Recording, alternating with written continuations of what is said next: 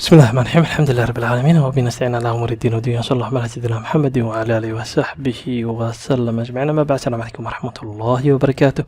magacayga waa Antar Sayid Xuseen, waxaan barkaa xarunta Baafo ee magaalada Muqdisho. waxaan soo wadnay barnaamijkeenii High Excel Analysis. waxaan taaganaa warqad ay ku qoran tahay L6 waa casharka lixaad ee kooraska.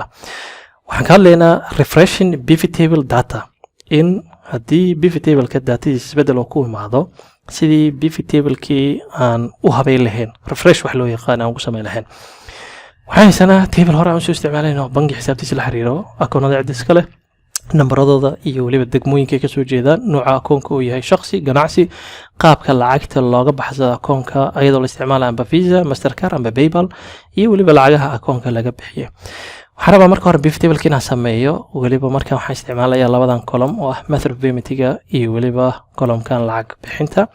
kadib ayaan waxaan sameyn doonaa isla qaabkaas oo aan isticmaalayo function. waxaan isku barbardhigi doonaa functionka iyo pivot table-ka.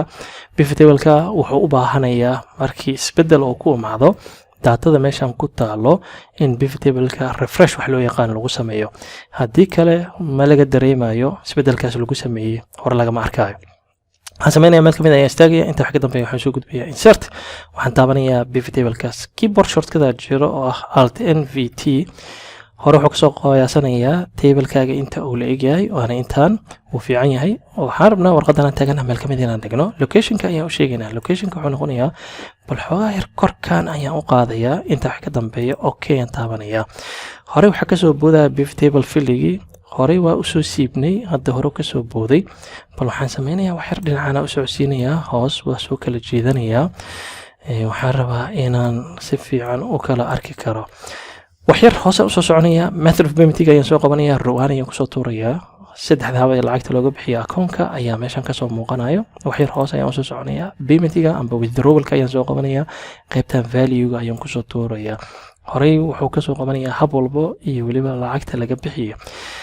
pivot table fillingskan uma baahni, kor ayaan ka xirayaa. waxaan sameynayaa dollar, right click ayaan taabanayaa, kadibna number format-ka ayaan sii taabanayaa. waxaan ka qaadanayaa currency, waxaan maleynayaa decimal uma baahni, zero ayaan ka dhigayaa decimalka, waa yareynaynaa, kadibna okay ayaan taabanayaa. sidan waxay noqonaysaa pivot table-ka markii aan sameynayno. waxaan rabaa inaan function aan isticmaalo, qaabkan isla qaabkan oo kale aan u sameeyo. haddaba markii aad isticmaalaysid functionka waxaa u baahanaysaa column-kan method of payment-ga oo ku qoran yahay hababka lacagta looga baxsada akoonada kala duwan, inaan magacan kasoo qabanay Visa mar badan oo soo laabanaya, Mastercard sidoo kale, PayPal sidoo kale. marka waxaan sameynayaa hal mar Ctrl C ayaan taabanaya, title-ka inta ayaan soo dhiganaya, Ctrl V ayaan leeyahay. kadibna waxaan u baahanahay inaan isticmaalo function. hadda habkan waa iska fududahay, saddexdan waa soo qaban karaa, waa soo koobiyey karaa, hoos waa iska soo dhigan karaa. Ctrl C inaan taabano, kadibna Ctrl V waa taaban karaa. laakiin waxaan sameynayaa inaan ku baraarabaa function aan isticmaali kartid. waa ka laabanaynaa, delete ayaan taabanayaa, intaan waa tirtirayaa. waxaan rabaa markii inaan isticmaalo function loo isticmaalo. functionkaas waxaa loo yaqaana unique. marka uniq ayaan taabanayaa, functionkan ayaa hore kasoo boodayo, taab ayaan taabanayaa. wuxuu u baahan yahay inaan soo gelino range-ga amba godadka la rabo magacyada in hal magac looga soo qabto. intaa wixii dambe bisha ayaan xiraya, enter ayaan taabanaya. hore wuxuu kasoo qabanaya magacyadan oo hal magac.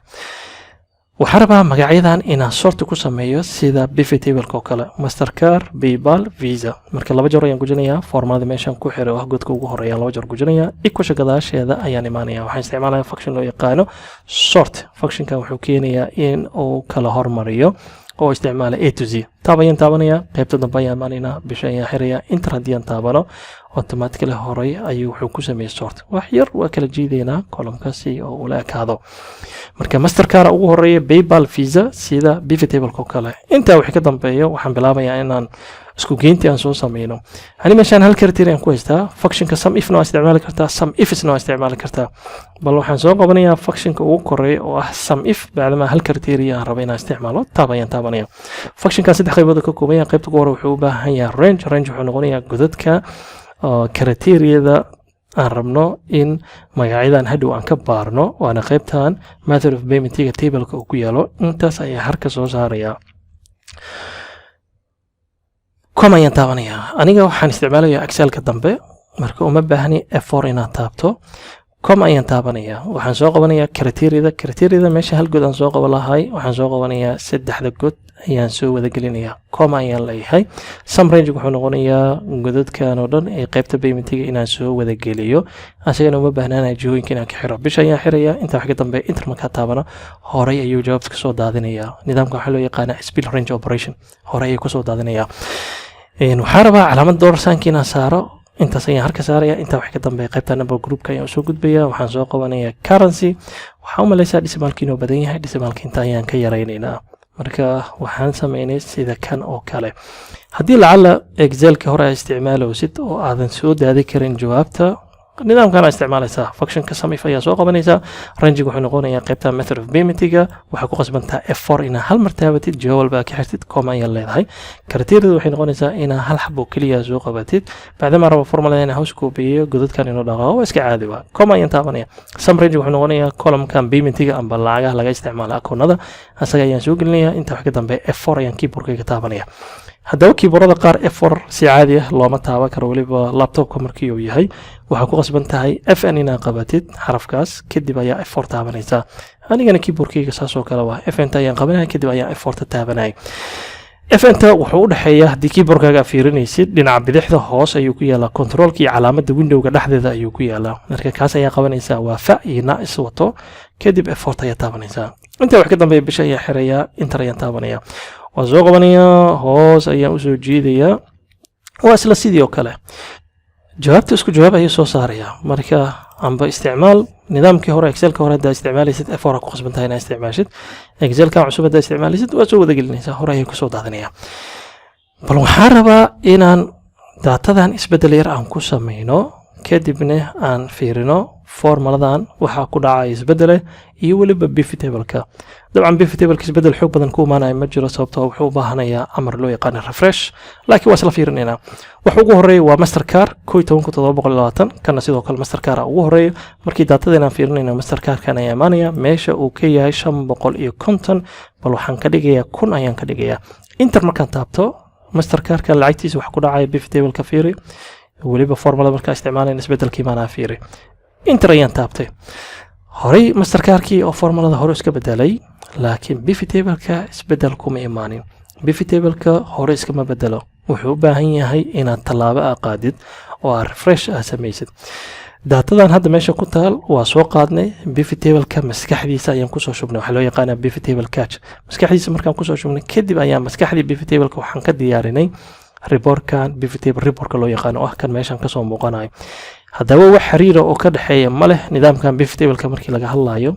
reportkan pivot table-ka banaanka yaalo iyo daatadan xiriir toos ah kama dhaxeeyo laakiin marka fiirinaysid formulada oo kale si toos ah formulada waxay u fiirinaysaa daatada wixii iska bedelaa formulada hore iska bedelaysaa laakiin pivot table-ka reportkan si toos ah daatadan uma fiirinayo waa pivot table-ka maskaxdiisa ayaa u dhaxeyso marka dhaxdan camal ayuu taagayaan pivot table-ka waxay u yaqaanaa pivot table cache waa sida ramka oo kale waaye marka meel ku meel gaar ah oo wixii pivot table-ka data ah soo gelisid oo ku haynayo kadibna reportka oo ka diyaarinayo si marka reportkan meesha aan ku diyaaranay ee pivot table-ka aan ka sameynay oo isku beddel oo u sameeyo waa in pivot table-ka la toosiya la dhahaa hurdada ka kaca waa inaa aadaa reportka dib waa inaa soo akhrisaa isbeddel ayaa jiro kabacdina isbeddelkaas reportka kasoo muujisaa markuu iska fududahay waxaan imaanaynaa pivot table-ka right click ayaan taabanaya amarka wuxuu noqonayaa midkan refresh waa taaban kartaa amba waxaa imaanaysaa pivot table analyze refreshka meeshaana wuu kugu jiraa labada meel meeshii arabtida ka samayn kartaa right click ayaan taabanaya refresh ayaan leeyahay horey ayuu update ka sameynayaa